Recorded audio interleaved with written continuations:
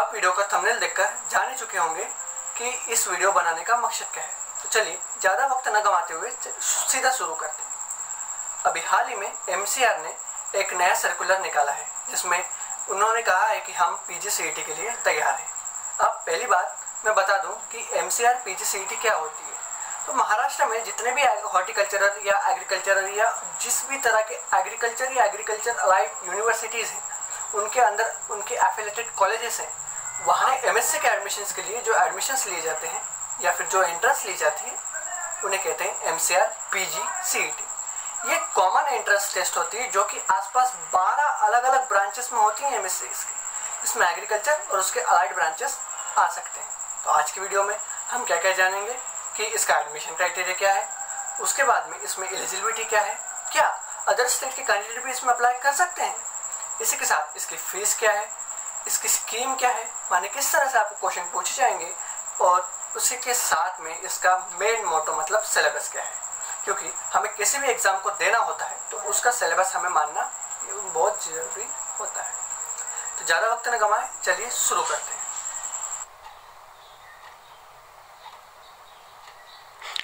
तो आपको स्क्रीन पर दिख ही रहा होगा कि ये PDF किस बारे में है। ये डिटेल PDF MCR ने हाल ही में अपनी वेबसाइट पर डाला था, जैसे मैंने आपको बताया। अब जानते हैं कि इसका क्या कारण है। देखिए, सबसे पहले हम अब ये जान लेते हैं कि इसका जो काम है वो है admission of the post graduate institutes. जो सारे इंस्टीट्यूट्स है पोस्ट ग्रेजुएशन के, वहाँ पर इनको एडमिशन देने की। तो ये जो PDF है ये आपको MCR की वेबसाइट में मिल ही जाएगा। इसी के साथ में हम इस वीडियो के डिस्क्रिप्शन में ये डाल देंगे, admission to the post graduate program. तो चलिए शुरू करते हैं।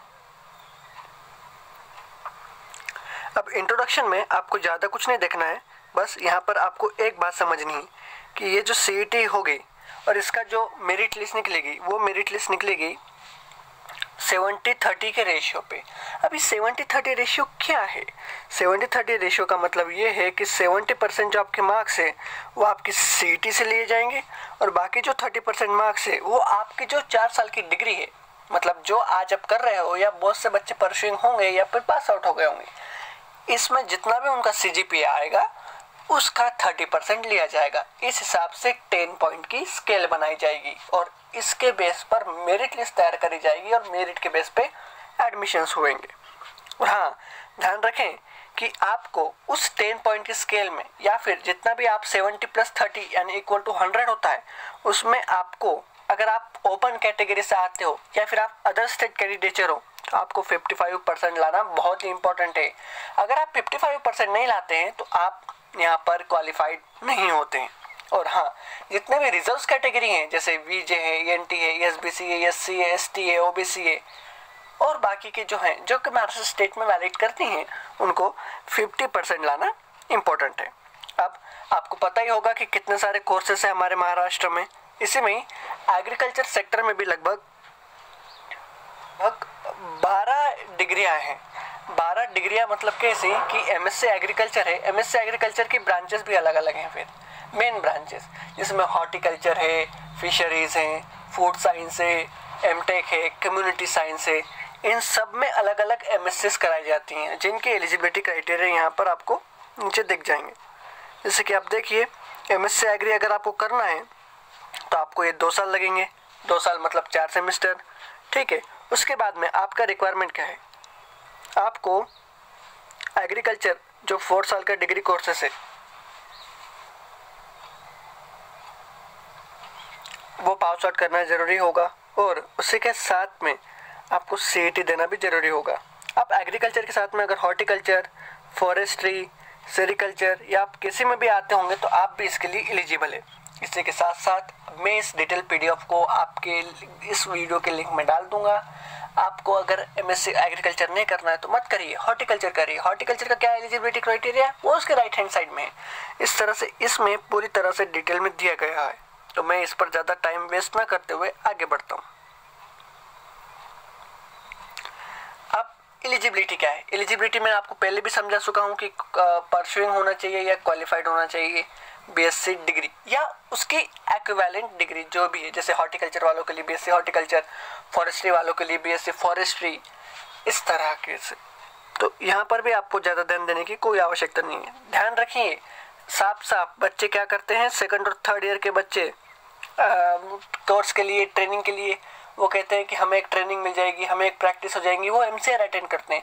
लेकिन यहाँ पे साफ साफ लिखा है सेकंड और third year students are not eligible to appear the CET। ध्यान में रखना, अगर पकड़े गए तो फाइन है, ठीक है। उसके बाद अगर एग्जामिनेशन फीस की बात करते हैं, एग्जामिनेशन फीस में अगर आप देखोगे तो जो ओपन कैटेगरी के स्टूडेंट है महाराष्ट्र स्टेट के, उनको 800 रुपये देना पड़ेगा पर CET के। मतलब एग्रीकल्चर की CET लोगे तो 800 रुपये पर CET। अलग अलग CET जैसे अलग अलग हैं, अभी मैंने आपको 10 से 12 बताई, उस हिसाब से अलग अलग लोगे तो अलग अलग रेट लगेंगे। तो यहाँ पे 800 रुपये पर CET, रिजर्व कैटेगरी के लिए 600 रुपये पर CET, और जो महाराष्ट्र के बाहर का कैंडिडेट है, फिर वो भले रिजर्व हो या ना हो, उनके लिए 800 रुपये।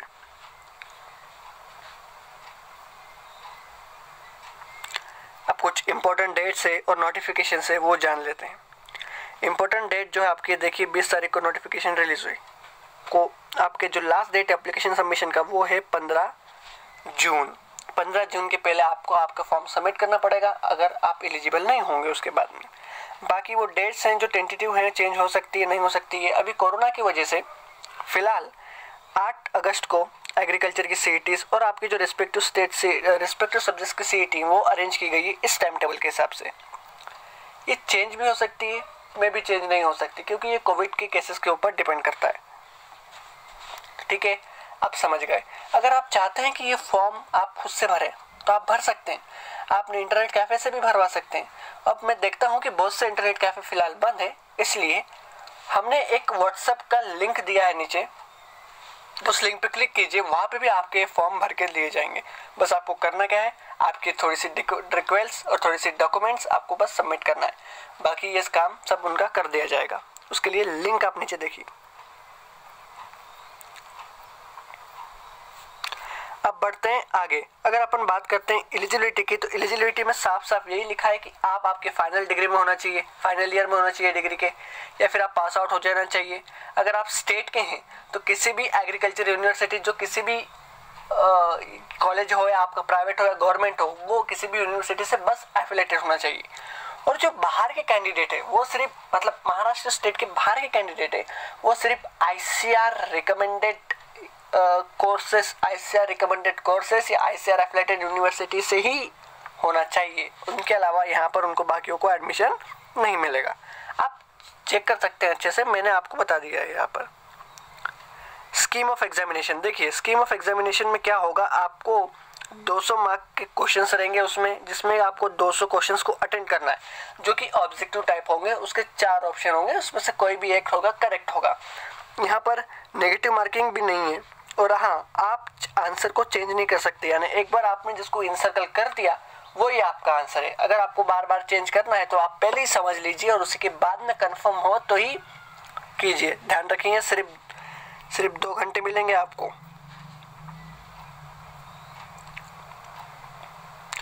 अब बात करते हैं एग्जामिनेशन सेंटर्स की। एग्जामिनेशन सेंटर्स पहले सिर्फ लिमिटेड हुआ करते थे, और अब क्या हुआ है, कोविड केसेस की वजह से सेंटर्स को इंक्रीज कर दिया गया है। तो आप देखिए, आपके पास में जो भी सेंटर होगा, जैसे आपके घर के आसपास जो भी सेंटर होगा, आप उस सेंटर में जाकर अप्लाई कर सकते हैं, या फिर वो सेंटर का नाम दे दीजिए, वहाँ पे एग्जाम दीजिए और एकदम आइए। जैसे कि आप लोग देखिए, ये जो नए इंट्रोड्यूस सेंटर्स है, नंदुरबार का कॉलेज पहली बार दिया गया है, उसके बाद में सिंधुदुर्ग का कॉलेज पहली बार दिया गया है, बारामती का कॉलेज पहली बार दिया गया है, वडोदरा और अमरावती के कॉलेजेस भी इस बार नए दिए गए। तो आप आपके रिक्वायरमेंट के हिसाब से जो सेंटर आपको पास पड़ता हो वो आप ले लीजिए। रहा सवाल कंडक्ट और डिसिप्लिन का, तो ये वही है, आपको अच्छे से रहना है, आपको कोई डिस्टर्बेंस नहीं देना है, आपको चीटिंग नहीं करना है, आप किसी भी तरह के चीट नहीं ले जा सकते, कैलकुलेटर आगे नहीं ले जा सकते, आपको वहाँ के इंस्ट्रक्शंस मानना पड़ेगा। अगर आप नहीं मानते हैं तो आपको वायलेट कर दिया जाएगा। ये सब कॉमन डिसिप्लिन और कंडक्ट और डिसिप्लिन के आंसर्स हो सकते हैं, ठीक है। तो आगे बढ़ते हैं, instruction of filling the form. अब बात करते हैं instruction of the filling the form. ये फॉर्म आप खुद से भर सकते हैं, नो डाउट, बहुत ही इजी है। या फिर आप, मैंने जैसे आपको पहले ही कहा था, आप इंटरनेट सर्विसेज से भरा सकते हैं। अगर मैं जानता हूँ कि आजकल लॉकडाउन में पूरे महाराष्ट्र शटडाउन है और बहुत से जैसे सेंटर्स हैं जो बंद हैं, तो आप चिंता मत करें, हमने आपको एक नीचे लिंक दे दी है, आप उस लिंक पे जाइए, और वहाँ पे आप रिक्वेस्ट कीजिए, वो आपको भर देंगे। ओके। और हाँ, ध्यान रखिए, आपको सिर्फ भरना है तो MCR ORG से ही भरना है। अगर दूसरी वेबसाइट से भरेंगे तो ये वैलिड नहीं होगा। जरा अब बात करते हैं CET 2021 के सिलेबस के बारे में। अगर आप कोई से भी CET देना है तो उसके 2 काम आपको आने ही चाहिए। पहला, आपको इसका फॉर्म भरना पड़ेगा और एलिजिबल होना पड़ेगा, और दूसरा, आपको इसका सिलेबस मानना बहुत जरूरी है। अब लास्ट ईयर तक क्या होता था कि CET सिर्फ सिलेबस दे दिया होता था, MCR सिर्फ सिलेबस दे दिया होता है और उसको कहता कि आप देख लीजिए आपको क्या करना है। लेकिन इस साल एक बहुत अच्छी बात हुई है। इस साल हुआ ऐसा है कि जितने भी उन्होंने सिलेबस बताया है, उस सिलेबस के साथ में उन्होंने उनके राइट हैंड साइड में वेटेज क्राइटेरिया भी दे दिया है। जैसे कि मान लीजिए आप MSc एग्रीकल्चर के लिए प्रिपरेशन कर रहे हैं और ये आपका सिलेबस है। एनेक्सर B में हर तरह की CET के लिए सिलेबस डिटेल में दिया गया है, आप नीचे जाके देख सकते हैं। तो यहाँ पर आप देखिए, एग्रोनॉमी के जितने भी कोर्सेज हैं जो आपको डिग्री में पढ़ाए जाते हैं, तो उसमें सिर्फ 25 क्वेश्चन बेस होंगे MSc एग्रीकल्चर के लिए। ये ध्यान में रखिए, यानी आपको इतना पढ़ना है कि सिर्फ इसके 25 क्वेश्चन आप पास आउट कर सको। और आप इससे ध्यान लेके आप किस सब्जेक्ट में ज़्यादा ध्यान देंगे और किस सब्जेक्ट में कम ध्यान देंगे। तो यहाँ पर एग्रोनॉमी के लिए आपको है 25 क्वेश्चंस, इसी के जैसे उसके बाद में आपको है जेनेटिक्स के लिए 24 क्वेश्चंस। ओके, उसके बाद में है आपको एंटेमोलॉजी के लिए 7 क्वेश्चंस, 7% मतलब 11 क्वेश्चंस। उसके बाद में आपको हॉर्टिकल्चर के लिए 21 क्वेश्चंस। उसके बाद में आपको इकोनॉमिक्स डिपार्टमेंट से 16 क्वेश्चंस, एक्सटेंशन डिपार्टमेंट से 13 क्वेश्चंस, इंजीनियरिंग डिपार्टमेंट से 8 क्वेश्चंस, पैथोलॉजी डिपार्टमेंट से 18 क्वेश्चंस, सॉइल साइंस डिपार्टमेंट से 14 क्वेश्चंस, एनिमल हस्बेंड्री डिपार्टमेंट से 8 क्वेश्चंस, और जो FST है नया वाला उसमें से 2 क्वेश्चन। तो इसमें से आप ये ध्यान सकते हैं या फिर इसमें से ये जान सकते हैं कि किस में ज़्यादा वेटेज है। जिसमें ज़्यादा वेटेज है आप उसको ज़्यादा प्रिपेयर करें। ज़्यादा प्रिपेयर करने से क्या होगा, ज़्यादा पॉइंट आएंगे और आप इजीली क्वालिफाइड हो जाएंगे। अगर हाँ, इससे इंस्ट्रक्शन रिलेटेड कोई भी इंफॉर्मेशन हमें मिलती है तो हम जल्दी हमारे ग्रुप पर डालेंगे। धन्यवाद।